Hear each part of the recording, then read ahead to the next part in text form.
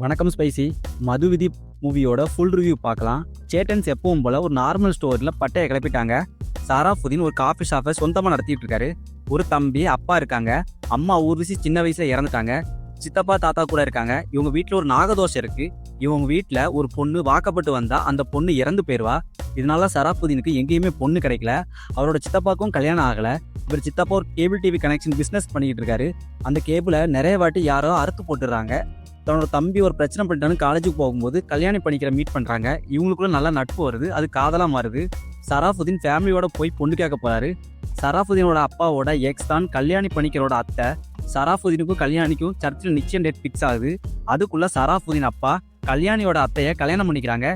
இதனால வர பிரச்சனையில சராஃபுதீன் சித்தப்பா கல்யாணி அப்பாவை அடிச்சிடறாரு. இவங்க நிச்சயமும் நின்று போகுது. சராஃப் அப்பா கல்யாணியோட அத்தையையும் அவங்க பொண்ணையையும் வீட்டுக்கு கூட்டிட்டு வந்துறாரு. சராஃபுதீன் கல்யாணி அப்பாவை சமாதானம் பண்ணி கல்யாணம் பண்ணி வைக்க சம்மதம் வந்துறாரு. ஆனால் 2 கண்டிஷன் வைக்கிறாரு. ஒன்று, புருஷன் முன்னாடி 2 பேரும் தனி கொடுத்துரும் போகணும்.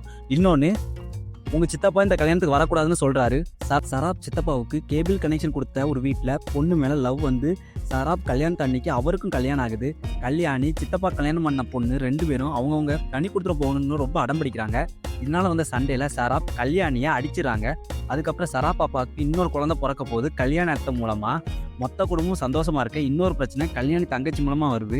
அது என்ன, சராப் அதை எப்படி சரி பண்ணுறாரு? இதுதான் மதுவிது படத்தோட கதை.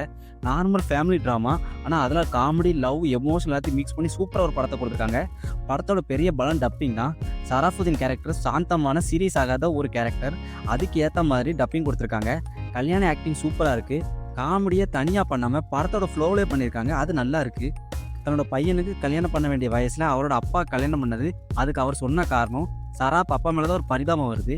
சராப் சித்தப்பா நடித்தவர் சூப்பராக தன்னோட பொண்ணுக்கு ஒரு காமெடி பண்ணியிருக்காரு. இது நல்ல ஃபீல் குட் படம், காமெடியாக இருக்குது. போய் பாருங்கள். கட்டில் வச்சு ஒரு காமெடி பண்ணியிருப்பாங்க, அது ரொம்ப சூப்பராக இருக்குது. இந்த வீக்கெண்டுக்கு ஃபேமிலி கூட உட்காந்து ஜாலியாக பார்க்குற படம் தான் மதுவிது. போய் பாருங்கள். இந்த மாதிரி சினிமா ரிவ்யூ, சினிமா வீடியோ பார்க்க சினிமா ஸ்பைசி யூடியூப் சேனலை சப்ஸ்கிரைப் பண்ணுங்கள்.